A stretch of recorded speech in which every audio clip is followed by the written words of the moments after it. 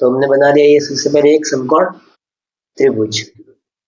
ठीक है, ये आपका होगा 90 डिग्री, तो 90 के सामने आपके ये वाला हो जाएगा कर्ण। ठीक है, अब देखो क्या बोल रहे हैं, त्रिभुज का नाम है एबीसी और कोण बी समकोण है, यानी यहाँ पर आपका होगा बी, तो ए होगा यहाँ पर, बी यहाँ पर, तो सी यहाँ पर। ठीक है, और आपको क्या चीज दे रखी है, आपको दिया है tan A बराबर 1/√3, ये चीज आपको दी है। ठीक है, अब देखो tan का फॉर्मूला क्या होता है, आपको क्या याद रखना, लाल बट्टा कक्का, लाल बट्टा का पहला साइन cos tan, ये tan का फॉर्मूला। ठीक है, क्या होगा, लंब बट्टा आधार, क्या होगा, लंब बट्टा आधार,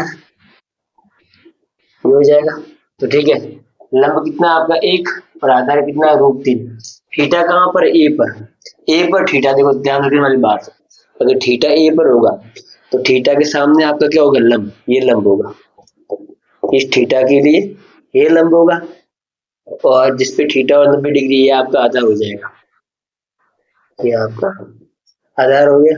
ठीक है, अब ये देखो लंब कितना 1, ये वाला आपका 1 है। ठीक है, और आधार कितना √3, इसकी वैल्यू आपकी √3 है, और इसकी वैल्यू हमको पता नहीं है, तो पाइथागोरस प्रमेय लगाएंगे और उससे हम निकाल लेंगे, सिंपल है, कुछ भी नहीं।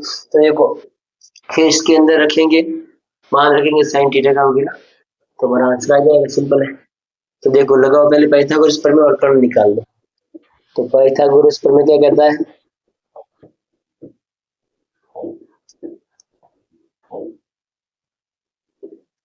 कि जो कर्ण का स्क्वायर होगा, इसका कर्ण का स्क्वायर होगा, वो आपके आधार के स्क्वायर और लंब के स्क्वायर के योग के बराबर होगा। तो लंब का स्क्वायर, कर्ण स्क्वायर बराबर आधार स्क्वायर प्लस लंब स्क्वायर, तो कर्ण कितना आपका, ये हमको निकालना है, तो AC, तो AC का स्क्वायर, आधार कितना आपका, अभी इस हिसाब से लिया तो ये मान लो। ठीक है, तो आधार यहाँ पर √3 का स्क्वायर प्लस लंब कितना 1 का स्क्वायर,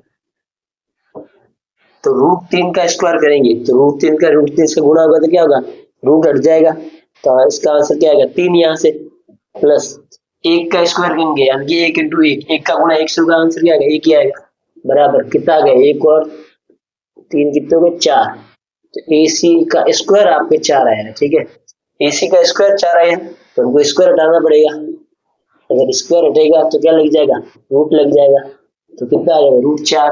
अब इसको हम सॉल्व करते तो क्या बनते हैं, इसकी गुणनखंड 4 के 2 × 2, तो यहाँ पे जोड़ी बन गई 2 की, तो यहाँ से क्या आ गया, जोड़ी में से एक बाहर आता है तब रूट हट जाता है, तो आंसर आया 2। AC की वैल्यू आपकी कितनी आ गई, 2, तो AC कितना है आपका 2, तो हमारे पास में तीनों चीजें है। ठीक है, अब बस इन फॉर्मूला में रखना है साइन कॉस की वैल्यू, फिर आंसर आ जाएगा, सिंपल है। ठीक है,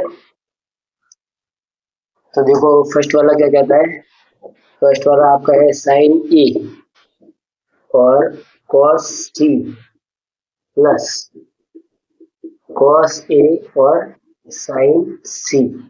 देखो साइन A, साइन का फॉर्मूला पहला वाले लंब बटा कर्ण, क्या होगा, लंब बटा कर्ण, थीटा कहाँ पर है, A पर, तो A के हिसाब से ये लंब है, आधार है, सही है। ठीक है, तो क्या लंब बटा कर्ण, तो लंब कौन सा है इसमें, 1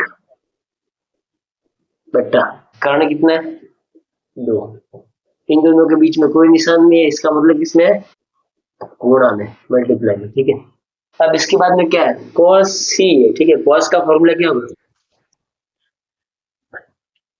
आधार बटा कर्ण, क्या होगा, आधार बटा कर्ण, और थीटा आपका कहाँ पर है, C पर थीटा है, ये थीटा अगर यहाँ पे बनता है तो थीटा के सामने ये आपका क्या हो जाएगा, लंब हो जाएगा, इसके लिए लंब ये बन जाएगा और ये वाला आपका आधार बन जाएगा, तो इसके हिसाब से लेंगे। ठीक है, अब देखो क्या बनता है फॉर्मूला, आधार बटा कर्ण, तो आधार कितना 1 बटा कर्ण 2। ठीक है, ये हो गया प्लस का प्लस, क्या लिखा हुआ, cos A sin C, तो cos का फॉर्मूला ये आधार बट्टा कर्ण बीच वाला। ठीक है, आधार बट्टा कर्ण, और थीटा A पर है, थीटा A पर है, ये थीटा बनेगा तो ये आंसर क्या हो जाएगा, लंब हो जाएगा वापस, ये लंब होगा तो ये आपका वापस आधार हो जाएगा। ठीक है, क्योंकि आधार बट्टा कर्ण का आधार कितना है, √3 बट्टा कर्ण कितना है, 2 2। दोनों के बीच में कोई निशान नहीं, मतलब क्या है, गुणा। साइन थीटा, साइन सी निकालना, तो साइन का फॉर्मूला करना यही है, लंब बटा कर्ण। ठीक है, पर याद रखने वाली चीज है कि सी पर थीटा है, थीटा सी पे बनेगा तो इसके सामने वाला क्या बन जाएगा, लंब। ये लंब होगा तो वापस ये आपका क्या बन जाएगा, आधार बन जाएगा। तो ये चीजें ध्यान रखनी है। ठीक है, तो क्या लंब बटा कर्ण फॉर्मूला साइन का, तो लंब √3 बट्टा कर्ण, तो कर्ण तो सेम ही है। ठीक है, तो ये आ गया। अब इसको सॉल्व करना है सिंपल। अब इसको सॉल्व कैसे करेंगे, यहाँ पे कोई कटने वाली चीज तो है नहीं, तो 1 का गुणा 1 से होगा कितना आएगा, 1 बट्टा 2 का गुणा 2 से होगा तो 4 प्लस √3 का गुणा √3 से होगा तो क्या होगा, रूट आपका हट जाएगा तो कितना आ जाएगा, 3। 2 का गुणा 2 से होगा तो आपके आ गया 4। अब देखो ये तो सिंपल हो जाएगा, 1/4 और 3/4 को जोड़ना, दोनों का हर सेम है तो सिंपल जुड़ जाएगा। 4 का 4 आएगा, ऊपर क्या आएगा, 1 का 1 प्लस का प्लस 3 का 3, क्योंकि सेम ही है तो सब सेम आया तो 1 से मल्टीप्लाई हो रहा है, 1 से गुणा, ऊपर भी 1 से गुणा, यहाँ पे 1 से तो सेम ही आएगा। 1 और 3 कितना हो गया, 4/4। 4 का भाग 4 में देंगे, कितना आंसर आएगा आपका, 1। तो ये आपका हो गया इसका आंसर, सिंपल है। अब देखो ऐसे कैसे, हमको ये वाला भी सॉल्व करना है, इसके अंदर भी ऐसे वैल्यू लिखेंगे और आंसर निकाल देंगे। ठीक है, अब देखो करते हैं ये वाला भी। तो क्या कहता है सेकंड में आपके cos A और cos C minus sin A और sin C। तो क्या है, cos A, cos का फॉर्मूला आधार बटा कर्ण, थीटा का पर ए पर थीटा, तो इसके हिसाब से लंब हो जाएगा, ये वाला आपका लंब हो जाएगा, ये वाला आपका आधार हो जाएगा। ठीक है, चेंज होंगे, तो cos का फॉर्मूला आधार बटा कर्ण, तो आधार ये रहा √3 बटा कर्ण 2। ठीक है, कोई निशान नहीं बीच में, तो गुणा cos C, cos C, C पर थीटा हुआ है, ये थीटा होगा तो ये आपका क्या बन जाएगा, लंब, ये बन जाएगा आधार। ठीक है, तो cos का फॉर्मूला आधार बटा कर्ण, आधार कितना, 1 बटा कर्ण 2 माइनस का माइनस साइन थीटा, साइन का फॉर्मूला लंब बटा कर्ण, थीटा ए पर थीटा होगा तो ये बन जाएगा आपका लंब, ये बन जाएगा आपका आधार। क्या फॉर्मूला, लंब बटा कर्ण, तो लंब कितना, 1 बटा कर्ण कितना, 2, कोई निशान नहीं बीच में, मतलब गुणा साइन सी, लंब बटा कर्ण, थीटा बनेगा सी पर, तो इसके सामने बन जाएगा आपके वापस लंब, और जिस पे थीटा और ये दोनों है ये हो जाएगा आपका आधार। लंब बटा कर्ण फॉर्मूला है, तो लंब कितना है,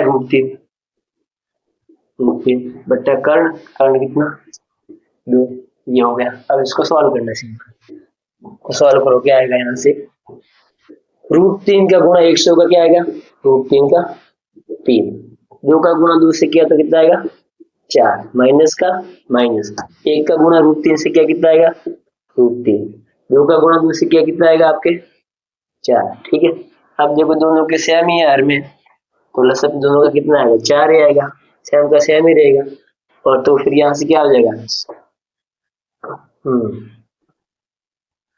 तो ऊपर भी सेम रहेगा, √3 माइनस √3, यही रहेगा सेम का सेम। √3 में से √3 को घटाएंगे तो क्या आएगा आपका आंसर, 0, 0/4, तो 0 में 4 का भाग देंगे तो आंसर हमारा क्या आएगा, 0। 0 के अंदर किसी भी संख्या का भाग देते तो आंसर आपका क्या आता है, 0 का 0 आता है। ठीक है, ये आपका आंसर हो गया।